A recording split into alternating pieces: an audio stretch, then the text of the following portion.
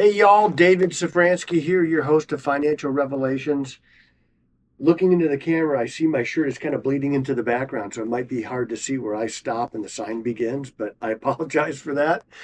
Wardrobe choices. You can see me here almost every week, and you can hear me on WCRF every Thursday morning, 0800, bright and early. You can also get the Moody Radio App and listen from anywhere. In fact, we had somebody text in a question this morning from Florida. We've had people that listen in Ecuador and Brazil, and in Europe we have soldiers that listen in Guam. So it's like all over the place. And when we get our readouts on who's watching the podcast, it's pretty spectacular to see the dispersion across continents on who's listening. We have people that listen in the Caribbean.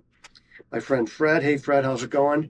You can call here, 1-800-344-2534, 1-800-344-2534. And questions, you can email to Corey@epsf.com, all scrolling down here. So you don't really have to remember it. I just like to say it and make sure that you guys hear it. Also, mission trip in March 2025. If you're interested in going or interested in supporting, you should reach out and contact me. Of course, if you're going to give, anything is appreciated. Our money goes pretty far there. So $1 gets about $5.55 of their money as of this morning. I check it every day because we support stuff in Brazil. So I just like to know what it is. But stuff is expensive there. They have inflation worse than what we have here, especially in fuel, which is kind of a weird thing because they are a huge oil producer. Petrobras is one of the oil companies there. It's a state-owned oil company. We own it. It's done very well, pays a humongous dividend, but you don't see a lot of Ford pickup trucks there because gas is so expensive. And that's the thing about socialism. We'll talk a little bit more about that. It corrupts and distorts the markets. So in a place where you think oil would be cheap, gas would be cheap, it's actually really expensive. It constrains their economy. Cheap, easy, repeatable energy is what drives an economy. If you don't have that, you don't have a growing economy. And the new Green Deal that Kamala Harris and Tim Walz are going to try and pass, very inflationary, very low yield energy, gasoline, high energy density versus batteries. And I know EVs are probably here to stay. They are here to stay. I think the implementation, though, is going to be, pretty much what it is now. The people that wanted EVs probably have them or they're soon to get them. You're probably looking at less than 10% of the entire vehicle fleet, at least for now. Now, I don't put it by people like an Elon Musk, who I love, to have some kind of major battery improvement. And that's really where EVs, I think, would get implemented on a much broader spectrum, is as if you got a battery that charged to 1,000 miles. Now we're talking. And why do I pick 1,000 miles? Because my truck gets, about 600 miles on a tank full of 33 gallons.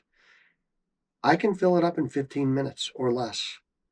If you're going to have to recharge for 2.5 hours or 3 hours or longer for your electric vehicle to get that kind of mileage, it's just not realistic. So what we need is more density in the batteries, and we need a quicker charge time. So how do we do that? I don't know. I'm a stockbroker. So the market explosion from last week is pretty much over.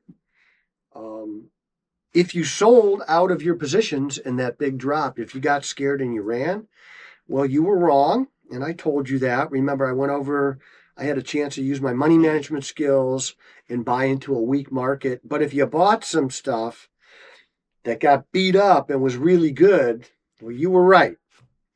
And that's what we do. That's what we try and do. Every so often, the market hands you a gift, and that gift is a bad market. And if you've got cash or you've got some big winners that aren't substantially losing on those days that the markets go down. And there was plenty of stuff that was not going down, mainly tech things and large cap tech and some of those small caps. But if you have something that's kind of holding its own, so it's underperforming at a way lower rate, everything's down 10, that might be down 1. It makes sense to sometimes to make an exchange. Sell some of that stuff that's performing, buy some stuff that you love that's got a new price. There were plenty of opportunities last week, over the last couple of weeks, to do those things. And I hope you did it. I hope you're watching this and learning some money management skills, because over the long run, those things are going to make money. Now, there's no guarantee that that's going to happen, but that's what's happened in the past. There's always one of those outliers, like a GE that gets taken over by somebody who just doesn't know how to manage the company, and basically they drive it into the ground. So next week, we have a market letter coming out. We'll talk about this a little bit more. The market letter comes out for our clients. You can't get on the list if you're not a client. I'm sorry. That's the way we do it. There's got to be, there is a huge benefit to working with us. One, you get to talk to me, and that's a huge benefit. Secondly, you're probably making some money, also a huge benefit. But these little market insights, I like people to be part of a club. I like to be part of a club. I like to feel special. I want you to feel special. I don't provide this for the world. I talk on the radio, I do the podcast, but when it comes right down to money management, we're doing individual portfolios for people. We don't have this one size fits all thing. I don't like those. I never liked those. My golf game would probably be way better if I used those, because it takes me off the hook, but people come to me for me. And so that's what we want to do. Next week is a big week in markets and in politics, because the DNC National Convention is going to be in Chicago. It's going to be fiery. It's going to be fiery. I hope people are safe. I don't want to see bad things happen to anybody, except I want to see some people get voted out of office. But that's really good for a lot of people. If it's people like AOC and, Ilhan Omar and Kamala Harris. But the DNC is going to nominate 2 devout socialists next week as their candidates for president and vice president. Kamala Harris is a devout socialist. Tim Walz is a lying socialist. Now, he was in the military, and his military record was fine. He could have, if he had just talked about his military record, it's very respectable. But that wasn't enough. He lied about his rank and where he was for years, and he didn't need to do that. If you're a private in the Army or an E1 in any service and you're serving, that's honorable. That's all I need to know. You're serving honorably. You don't need to puff it up. You don't need to say you were in special forces. Tim Walz didn't do that, but he had intimated that he was in Afghanistan carrying weapons of war. He was never in Afghanistan. He claimed he had a rank that he never had. He didn't need to do any of that stuff. His service was honorable, and I think he really kind of fouled it up by not telling the truth with something that's easily verifiable. But these 2 socialists are going to get nominated. And if I had $1 for every time socialism worked, I'd have $0, which is coincidentally what I would have if socialism actually worked. I'd have $0, because what they do is they take over everything. They take over the means of production. How are they taking over the means of production, you might ask? I'm glad you asked it. Healthcare is a great example of where they're trying to be socialist. Medicare for all. They're the last provider. That's what's going to happen. If you look just to our northern border, and maybe this is why Tim Walz is such a socialist, because he's so close to Canada. When we make fun of people, we call them Canada. And they know we're making fun of you, because Canada's a mess. Canada's healthcare plan is a mess. Canada's economy is a mess. Canada's leadership is a mess. And this all stems from socialism. If you look at Brazil, where they have also socialized, and by the way, in Canada, if you have depression, which, people suffer from, it happens, they're more than willing to talk to you about assisted suicide. But they don't want to treat you. They want to kill you. In Brazil, where they have socialized medicine, a friend of ours, kind of an older guy, he's in his 70s, he tore 3 ligaments in his knee. They weren't going to do surgery on him. They said, look, we're going to make you comfortable, but we're not going to do surgery. So somebody that we know in Brazil got a hold of this, and they sent out a newsletter, an email blast, and said, look, Pastor Eddie needs surgery. We need to raise money. We raised the money in 1 day. Pastor Eddie got the surgery. But socialized medicine wasn't going to do that. They were just going to give them drugs to make them stay comfortable. Well, that's not who we are. In a world where you could be anything, be a free market capitalist, because that's the kindest thing you can be. So what's going to happen from here? Well, the Fed and Chair Powell has a meeting in September, and they're going to cut rates. I think it's going to be 25 basis points because they're kind of a Federal Reserve of incrementalism. They don't like to do big things all at once, and they don't really need to. I think the market's going to appreciate the 25 basis point rate cut, or as Kathy Sherrill likes to say, 25 bips. I think the market will appreciate it. I think the market's going to go up on this news. And while 25 bips doesn't really do a lot for the economy, it's the direction of travel that's important. So they're going to communicate to the market that Chair Powell and the Federal Reserve is on a rate cut regimen.